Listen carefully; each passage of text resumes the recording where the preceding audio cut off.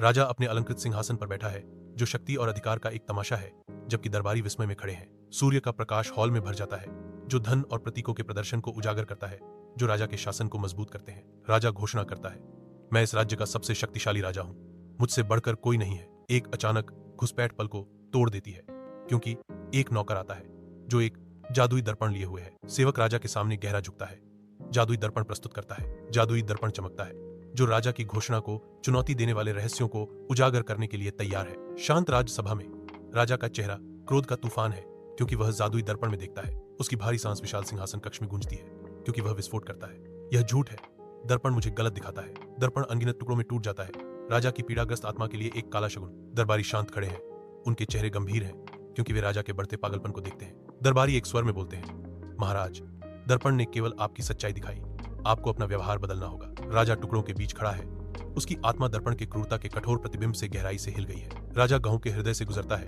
ग्रामीणों की संघर्षों को सहानुभूतिपूर्वक सुनता है। वह अपनी उदारता का विस्तार करता है, जो गरीबी से पीड़ित एक किसान को अनाज प्रदान करता है। वह दयालुता से बीमारी से कमजोर बच्चे को दवा देता है। राजा रुकता है, एक साधारण दर्पण में अपनी छवि को देखता है, अपनी परिवर्तन को पहचानता है। एक गहरी अनुभूति जागृत होती है, जब वह नए विश्वास के साथ बोलता है, मैंने आखिरकार अपनी असली छवि पाली है।